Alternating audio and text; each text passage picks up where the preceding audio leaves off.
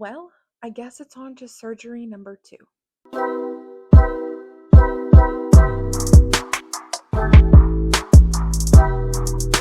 Hey, and welcome to my channel. I'm Mary, and this is The Inner Knowing. And today I just want to give an update on where I'm at with my endometriosis journey.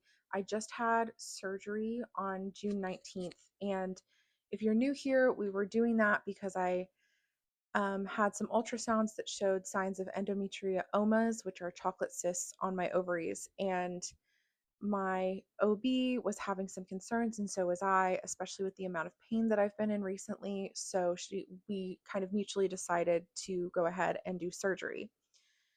The original plan was that she was going to perform a cystectomy on the 2 endometriomas that we thought would be present. We knew for sure I had one on my left ovary, not sure about the right ovary. Like the ultrasound imaging was really kind of confusing around that. And then we were just going to burn off or ablate the other endometriosis lesions that she found in my pelvis where she could. And I was hoping that we would do that and I would be able to maintain my lifestyle stuff and that would be good. But that is not what's happened. I woke up from surgery and the doctor came in and she said that when she got in there was a lot more scar tissue than she knew how to handle. My entire right, like reproductive organs are all fused together with scar tissue. She couldn't find my right fallopian tube and had a really hard time accessing my right ovary. My ovaries are kissing, which means that the scarring and the disease has like pulled my ovaries from where they're supposed to be, and now they're stuck behind my uterus, touching each other by scar tissue. My left fallopian tube is also of big concern because it is kinked and fused to the back of my uterus and stuck to a portion of my colon. And she found a couple of other lesions of endometriosis that she was able to ablate off in the surgery. Since she wasn't able to move around the scar tissue like she hoped she was going to be able to, she wasn't able to remove the chocolate cysts, and it turned out I had 2 4-centimeter chocolate cysts, one on each ovary. So she ended up just draining those, and she tried really hard to see if she could like cut through some of the scar tissue to get access to my right tube and better access to my ovary. And she said it's just so compacted with dense scar tissue that was not happening. So the safest thing for her to be able to do with her amount of training and expertise was to drain the cysts and burn off what she could. And then she made a recommendation that I find an excision specialist that deals with advanced stage endometriosis. So I'm looking at the highest stage, which is a stage 4, and she gave me a 3 to 5% chance of being able to get pregnant, which was devastating to hear, because I very much want my own biological children, and I'm not in the place in my life right now where I'm capable of doing that. Like, I'm not in a relationship where I feel safe enough to bring kids into the world with somebody, and financially I'm not there yet. Like, there's just so many pieces that like I'm not ready for that right now, but I also am looking at like a very diminished amount of time to possibly be able to get that done, and even then those chances are slim. However, I still have a knowing that I do end up having my own biological children, but this is a good example of I have a knowing and reality is just kicking my ass right now. I have been really struggling with this. Like, I've had multiple experiences around me having my own kids, and so right now I'm feeling kind of crazy because yes, a 3 to 5% chance isn't zero, and the doctor doesn't see or know everything, and I'm aware of that, but it's pretty daunting and scary to be sitting here and be told that regardless of what I know and feel. I've been having to take a lot of time to emotionally process. Like the surgery itself was not as painful as the news that I got. So I'm trying to take things one step at a time, and I already have a plan and I'm following that, but it's just things are feeling pretty bleak right now. But I'm also trying to look at the positives that are in it and be realistic about both things of like, there's always the possibility that I can't have kids, but there's also the possibility that I can. And even if that's 3 to 5%, that's still not zero. And even then, I don't know if I would take zero as gospel because, well, you never know.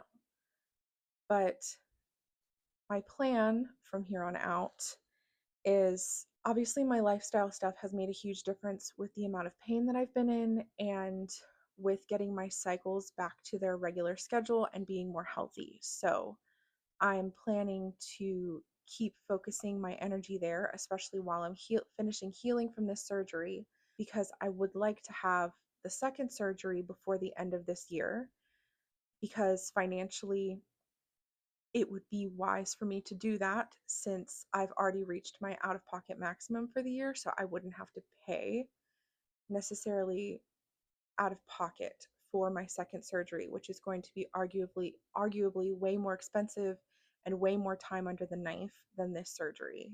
So right now I have two specialists in the state that are actually in my area that I'm looking into. I'm setting up consultations with them. I had my post-op appointment and I was able to see the pictures of everything internally. And I'm not a doctor, but when I was looking at them, I don't know. Maybe it's just me trying to be hopeful, but there are things that I'm looking at with my untrained eyes that I'm feeling hopeful about within what everything looks like in there.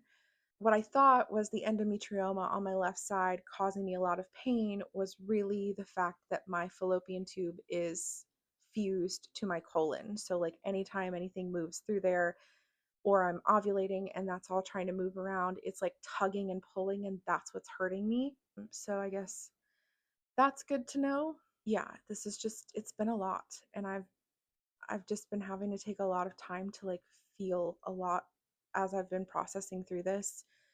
In the recovery room, I just sobbed.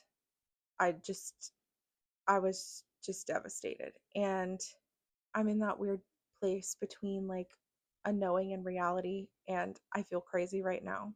And maybe I am, but that's kind of what's getting me through this at this moment in time is holding on to the knowing. So I do think that getting in with a specialist, even though it's going to be a more risky and invasive surgery, is going to be my best bet to give me what I need to hopefully bring back some of my fertility because they can kind of restore the anatomy, hopefully, if everything's not too damaged under the scar tissue. And they'll at least be able to free my left fallopian tube, and I'll know what that looks like and like get the cyst wall fully taken out and all of that stuff so that it doesn't continue growing.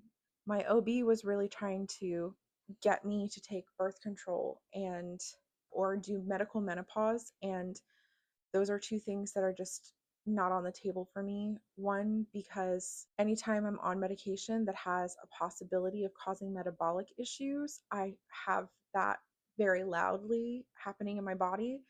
But I also have struggled in the past being on birth control with serious mental health issues when those kinds of things are in my body, which is a lot of what led me to where I am now. Being on Prozac and stuff caused a lot of inflammation in my body, and I didn't know over the years that I had endometriosis or that it was making it this much worse.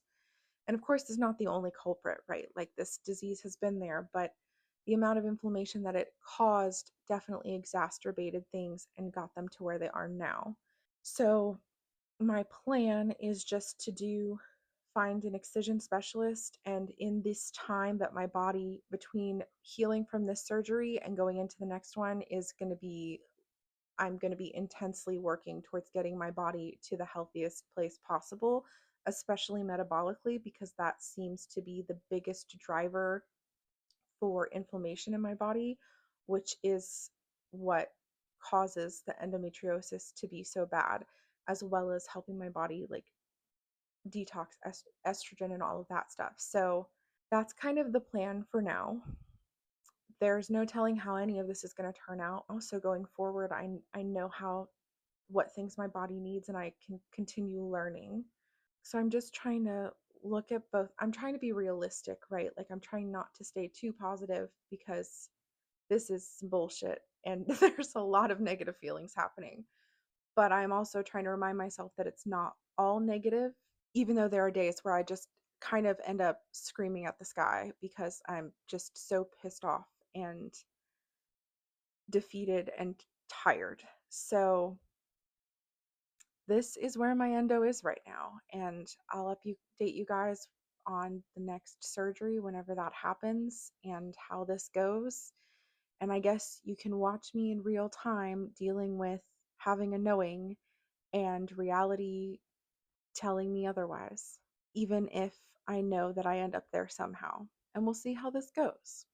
So maybe I'm crazy. Maybe I'm putting myself on the internet like this and I look like I'm nuts. Or maybe I'm not. And I guess that's a risk that I'm sitting here right now willing to take. So if you want to find out, like and subscribe, and I will see you in the next one.